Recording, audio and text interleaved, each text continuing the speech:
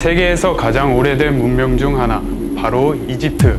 아프리카 북동부에 자리 잡은 이 땅에는 기원전 5000년경부터 찬란한 문명이 꽃피었습니다. 그 중심에는 언제나 나일강이 있었습니다. 역사가 헤로도토스는 말했습니다. 이집트는 나일강이 준 선물이다. 오늘날까지도 나일강은 이집트인들의 삶을 지탱하는 귀중한 물과 기름진 땅을 아낌없이 제공하고 있습니다.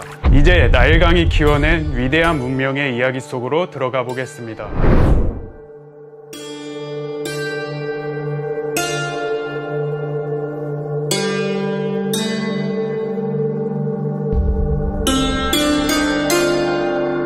고대 이집트 문명의 중심지였던 나일강 일대는 농업에 적합한 환경을 갖추고 있었습니다. 특히 에티오피아 고원에 주기적인 큰 비가 내렸는데요.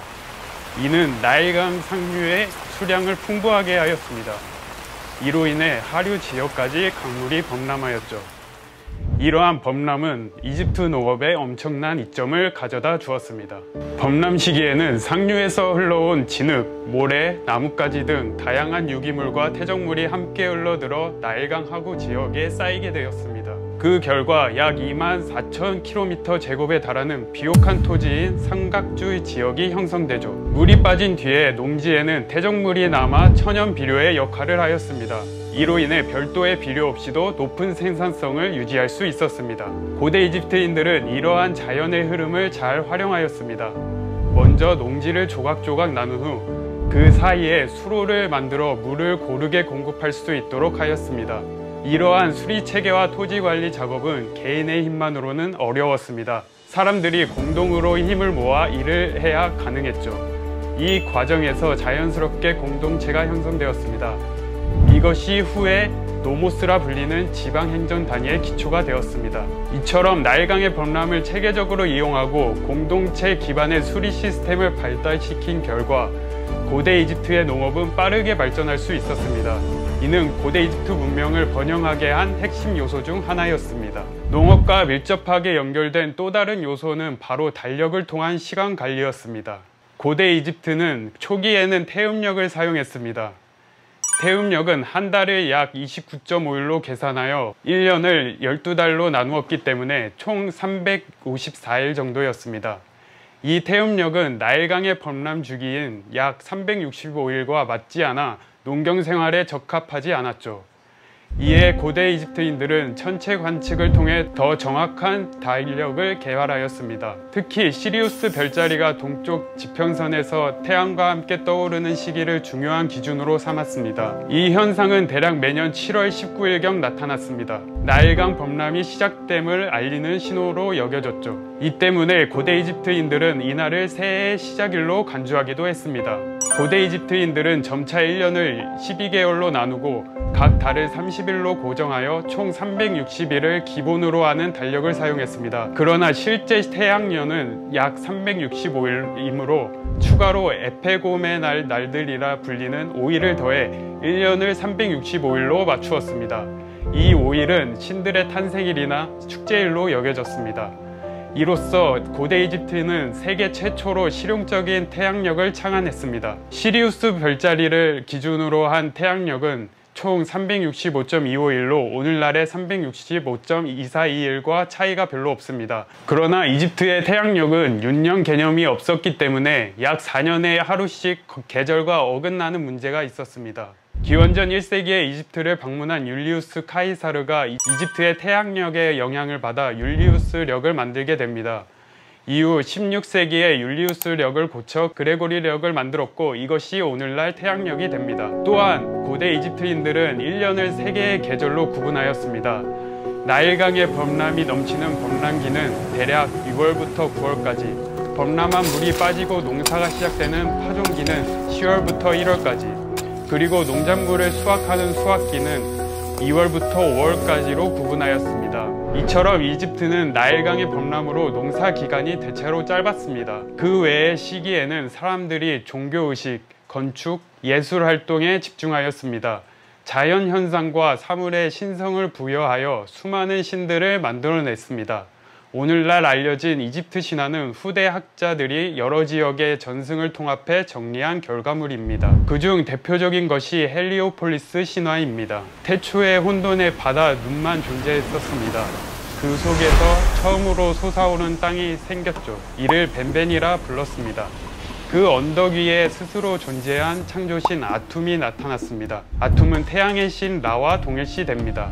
시간이 지나며 아툼라로 통합됩니다. 아툼은 공기의 신 슈와 습기의 여신 테프누스를 창조합니다. 슈와 테프누트는 결혼하여 대지의 신 게부와 하늘의 여신 누트를 낳습니다. 게부와 누트는 서로 떨어지지 않으려 했지만 아툼이 이 둘을 갈라놓습니다. 이로써 하늘과 땅이 분리가 되죠. 게부와 누트 사이에서도 네 신이 태어납니다. 바로 오시리스, 세트, 이시스, 네프티스입니다. 오시리스는 선한 통치자였으나 질투심 많은 동생 세트에게 살해당합니다. 세트는 형의 시신을 여러 조각으로 나누어 버립니다. 오시리스의 아내인 이시스는 온 땅을 다니며 남편의 시신을 찾습니다. 조각난 시신을 다시 이어 붙이고 마법으로 부활시킵니다. 이것이 미라의 기원으로 여겨지죠. 부활한 오시리스는 이승으로 돌아오지 않고 저승의 왕이 됩니다. 오시리스와 이시스 사이에서 태어난 아들이 있습니다. 바로 호루스입니다. 호루스는 성장하여 세트와 싸워서 승리하고 이집트의 왕자를 계승합니다.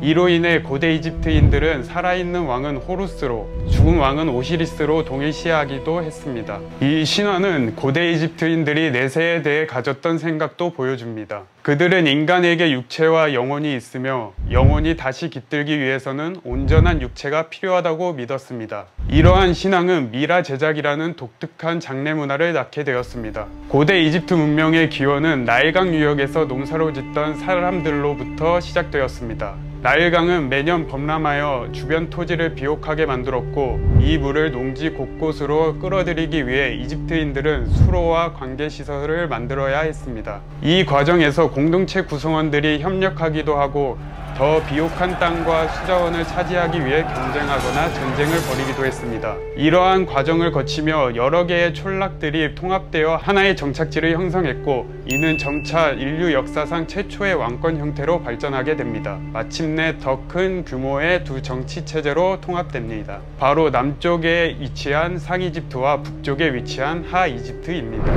이후 상이집트의 메네스가 하이집트와의 전쟁에서 승리함으로써 이집트를 하나의 통일 국가로 세우게 됩니다. 이는 고대 이집트 역사에서 초기 왕조 시대의 시작을 의미했습니다. 상이집트는 등심초를 상징으로 삼고 흰색 원추형 왕관을 사용하였으며 하이집트는 파피루스를 상징으로 삼고 붉은색 납작한 왕관을 사용하였습니다. 통일된 후부터 이집트는 상하 이집트를 상징하는 두 왕관을 합친 이중 왕관을 사용하게 됩니다. 메네스는 멤피스를 수도로 정했습니다. 메네스는 단순히 군사력으로만 통일을 유지한 것이 아니라 하이집트의 유력 지방 세력과 결혼 동맹을 맺어 포용 정책을 펼쳤습니다. 이러한 결혼은 정치적 안정과 통합을 위한 중요한 전략이었습니다. 메네스가 세운 정치 행정 체계는 이후 수천 년간 별다른 큰 변화 없이 이어질 정도로 효율적이고 체계적인 구조였습니다. 이 시기에 이미 이집트는 중앙집권적 국가로서 면모를 갖추었고 왕은 신격화된 존재로 여겨지며 강력한 권력을 행사하였습니다. 고대 이집트에는 두 가지 주요 문자가 있었습니다. 하나는 신전, 건물, 기념비 등의 그림처럼 새겨진 히에로글리프이고 다른 하나는 파피루스 위에 쓰기 쉽도록 더 간략화한 데모틱 문자가 있습니다. 이집트인들은 문자를 지혜의 신 토트가 인류에게 준 선물로 여겼습니다. 최초의 상형 문자는 단순한 선 몇 개로 그려진 매우 기본적인 그림과 부호로 이루어져 있습니다. 이 단순한 상형 문자는 약 기원전 3100년경에 비교적 완성된 그림 형태로 발전했습니다. 그 이후 상형 문자는 점차 늘어나고 발전하여 소리를 나타내는 음가 중심의 체계로 바뀌었습니다. 이는 상형 문자가 단지 상징이나 그림이 아닌 발음을 전달하는 기능도 했음을 보여줍니다. 제5왕조 시대가 되자 이집트인들은 파피루스에 글을 쓰기 시작했습니다. 복잡한 히에로글리프를 더 실용적으로 변형한 히에라틱 문자를 사용하게 됩니다. 기원전 700년경에는 히에라틱 문자를 더 간략하게 풀어 쓴 데모틱 문자가 등장하여 일상적인 기록이나 간단한 공문서 작성에 널리 사용하게 됩니다.